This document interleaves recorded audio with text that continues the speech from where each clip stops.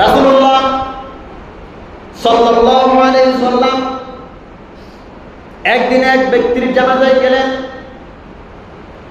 হযরত আবু সাঈদ খুদরী রাদিয়াল্লাহু তাআলা বললেন, আল্লাহর রাসূল সাল্লাল্লাহু আলাইহি ওয়াসাল্লাম একদিন এক ব্যক্তির জানাজায় গেলেন। যাওয়ার পরে তিনি জানাজার সামনে দাঁড়ায়া লাশ সামনে রাখিয়া বলতেন, আমাদের সামনে যে লাশটা আছে এই লাশটা নামাজ পড়তো কিনা? সাহাবীরা বলতেন, ইয়া রাসূলুল্লাহ, ইয়া হাবিবাল্লাহ, এই লোকটা সব সময় নামাজ পড়তো। আবার বলতেন, এই লোকটা কি কোনো ঋণ ছিল কিনা? সাহাবীরা বললেন, ইয়া রাসূলুল্লাহ, ইয়া হাবিবাল্লাহ, এই লোকটা অনেক ঋণী আছে। বলল, এই লোকটা ঋণ ছাড়ার জন্য, ঋণ শেষ করার জন্য, ঋণ পরিশোধ করার জন্য কোনো সম্পদ আসেনি। তখন সাহাবায়ে কেরাম বলল, ইয়া রাসূলুল্লাহ, ইয়া হাবিবাল্লাহ, সে এত টাকা ঋণ করেছেন, তিনি ঋণ পরিশোধ করার মতো কোনো টাকা পয়সা নাই, কোনো টাকা পয়সা অর্থ সম্পদ নাই। রাসূলুল্লাহ সাল্লাল্লাহু আলাইহি ওয়াসাল্লাম ওই জানাজা থেকে মুখ ফিরিয়ে রাগান্বিত হয়ে তিনি চলে যেতেছেন। যার 5 টাকা দেওয়ার মতো সামর্থ্য নাই, তিনি কেন 20 টাকা দেনা করলেন, ঋণ করলেন? যার 5 টাকা দেওয়ার সামর্থ্য নাই, সে কেন 20 টাকা কি করলো? ঋণী করলেন। চলে যেতেছেন। এমন সময় হযরতে আলী রাদিয়াল্লাহু তাআলা বললেন, ইয়া রাসূলুল্লাহ, ইয়া হাবিবাল্লাহ, আপনি যাবেন না, এই লোকের যত টাকা ঋণ আছে এই ঋণগুলি আমি পরিশোধ করে দিব। সুবহানাল্লাহ। তখন রাসূল সাল্লাল্লাহু আলাইহি ওয়াসাল্লাম বলেন, হে আলী, আল্লাহ তাআলা তোমাকে আগুন থেকে মুক্ত করুন। তখন সাহাবায়ে কেরাম বললেন, ইয়া রাসূলুল্লাহ, ইয়া হাবিবাল্লাহ, এর অর্থ বুঝলাম না। বলল, এই লোকটাকে যদি এখন ঋণ অবস্থায় যদি মাটি দিতাম, তাহলে এই লোকটা নিশ্চিত তুলে যাইতো জাহান্নামে, যাইতো জাহান্নামে। তুমি এই লোকের ঋণ পরিশোধ করে তাকে আগুন থেকে বাঁচাইলে, আল্লাহ তাআলা তোমাকে আগুন থেকে বাঁচাবে। সেই করজা হাসানা এখন আমাদের কাছে, সেই ঋণ আমাদের কাছে এখন নাই। আমরা মানুষকে এটা হাওড়াত দিই না, করজা হাসানা দিই না। কেন দিই না? আমরা মনে করি যে 10,000 টাকা দিলে 10,000 মাসে 1,000, এভাবে আমরা দিতেছি। যে কিছু সমিতির টাকা আছে, সমিতির টাকাগুলি আমরা সুদের উপরে লাগাই। এই টাকাগুলি যেমন এখন আমার যে এনরাস, তারপরে আশা, রূপালী, কৃষি, এই ব্যাংকগুলি এখন ঋণ দেয়, কিন্তু পুরুষদেরকে ঋণ দেয় না। মহিলা ছাড়া ঋণ, কথাটা কি বাস্তব না বাস্তব? পুরুষ লাগে ঋণ দিতে হলে মহিলা লাগে, মহিলার ছবি লাগবে, পুরুষের কোনো খবর, মহিলা যেতে হবে। আমরা সুদের সাথে জড়িত হয়তো আবার এটার সাথে নারীদেরকেও যুক্ত করি। ইহুদিদের সাইল হলো মুসলমানদেরকে, পুরুষদেরকে তো তাদেরকে কি করণ যায় না, খিজানো যায় না, নারীদেরকে দিয়ে তাদেরকে খিসাতে হবে। এই জন্য বাড়িতে যখন বাড়ি অনেক সময় দেখি এখানে যে একটা বাড়ি আছে, কোন পুরুষ দেখি না যা কিস্তি দেওয়ার জন্য যায়। একটা পুরুষ মানুষ বসে রয়েছে, 40-50 জন মহিলা যায় ওই পুরুষ বেড়ারে সামনাসামনি, ভাইয়া আমার কিস্তির বইটা না, কিস্তিটা দিয়েছেন। মনে হয় যেন ফ্রেন্ডের আপন ভাই। এই কথা নাকি মিথ্যা? আপনাদের এই সমাজে এখান থেকে বলতেছি, মনে হয় যেন আপন ভাইয়ের সাথে এত সুন্দর ব্যবহার করে না, কিস্তিওয়ালা স্যারের সাথে যত সুন্দর ব্যবহার করে।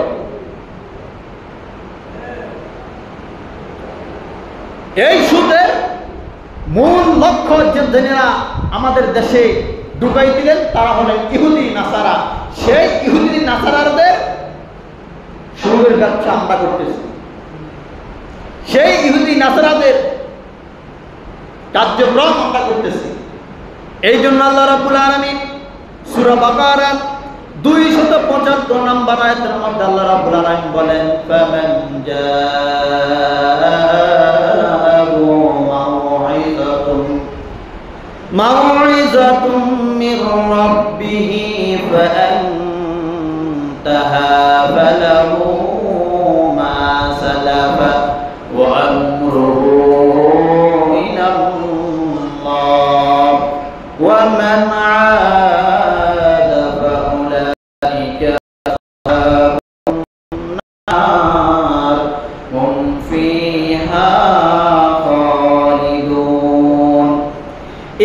মধ্যে আল্লাহ রাব্বুল আলামিন বলেন, যারা সুদের সাথে সম্পৃক্ত মানুষের কাছ থেকে সুদ নেওয়ার জন্য ব্যস্ত হয়ে থাকে, 1 টাকা দিয়ে 5 টাকা নিয়ে 6 টাকা নিতে চাই, আল্লাহ রাব্বুল আলামিন বলেন কিয়ামতের ময়দানে আমি আল্লাহ রাব্বুল আলামিন জান্নাতের কোন নেজ নামক কখনো দেখাবো না, তাদেরকে আমি জাহান্নামের মধ্যে রক্তের নামক সাগরের মধ্যে তাদেরকে সারা জীবন রেখে দিব। নাউযুবিল্লাহ। এখন এই সুদগুলি শুধু কিস্তির মাধ্যমে নয়, আমরা এই সুদগুলি এখন টাকার মাধ্যমে, ফসলের মাধ্যমে দিয়ে আমি আপনাকে 1000 টাকা দিব, টাকা 1000 দিবেন, আবার সিজনের দাম 10 কেজি দিবেন, টাকা 1000 দিবে, 1000কে দাম 10 কেজি, এই কথাটা মনে নাই? আছে। 1 লাখ টাকা আপনাকে 1 বছরের জন্য দিব, আপনি আমাকে বছর শেষে 1,25,000 টাকা দিবেন, 30,000 টাকা দিবেন। এই আমাদের সুদের অবস্থা। আল্লাহ তাআলা অন্য কোন অপরাধের জন্য এত ভাবে শাস্তির কথা বলেন নাই, শুধু 2টা বিষয়ের জন্য এত শাস্তির কথা বলেছেন, 2টা গুনার জন্য। 1 নম্বর হলো সুদ, 2 নম্বর হলো জিনা। নবী করিম সাল্লাল্লাহু আলাইহি ওয়াসাল্লাম বলেন, যেই সমাজের মধ্যে সুদ এবং জিনা বেড়ে যাবে, ওই সমাজের মধ্যে আমি কয়েকটা মুসিবত দিব, কয়েকটি রোগ দিব। তার মধ্যে 1 নাম্বার, যেই সমাজের মধ্যে সুদ চলে আসবে, সুদের সঙ্গে সঙ্গে জিনা চলে আসবে। জিনা কি? জিনাটা শুধু পুরুষ মহিলা সামনাসামনি সম্পর্ক করা এটা নয়। জিনা হলো একজন বেগানা পুরুষ বেগানা মহিলাকে দেখা, এটাও জিনা।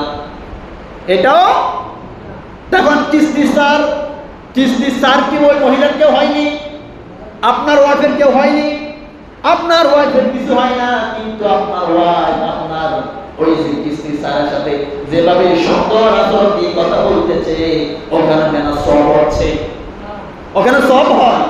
কি হয়? গুনাহ হয়। গুনাহ মানে জানা হতেছে। জিনা মোট 7 প্রকার।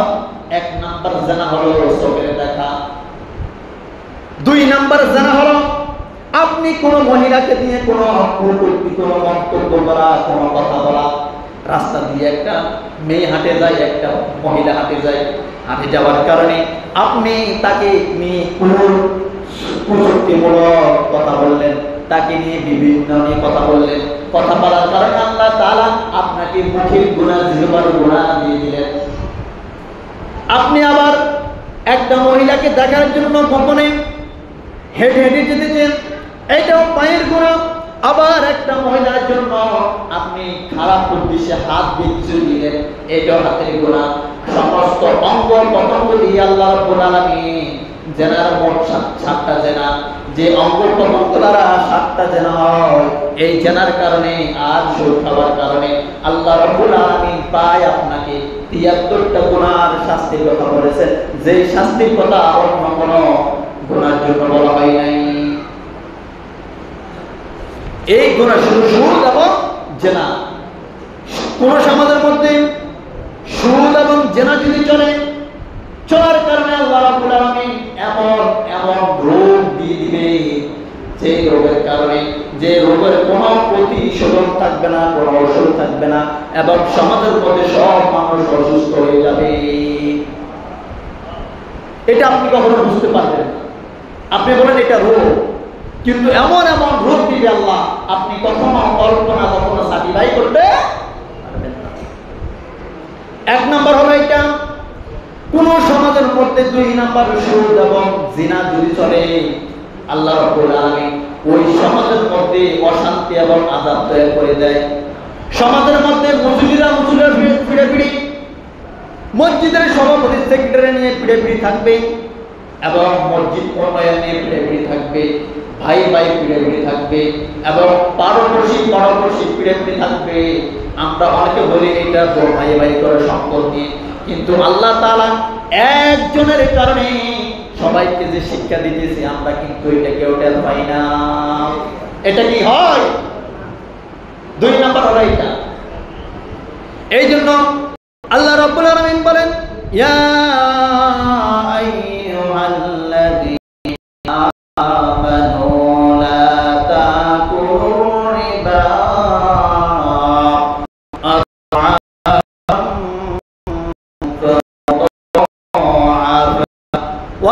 ওয়াত্তাকুল্লাহা লাআল্লাকুম তুফলিহুন। ইয়া আইয়ুহাল্লাযীনা আমানু, হে ঈমানদারগণ, যারা আমাকে বিশ্বাস করেছো, আমার উপর ঈমান এনেছো, আমি তোমাদেরকে বলতেছি, লা তাকুলুর রিবা, লা তোমরা খেও না, তাকুলুর রিবা, তোমরা সুদ খেও না, হারাম খেও না।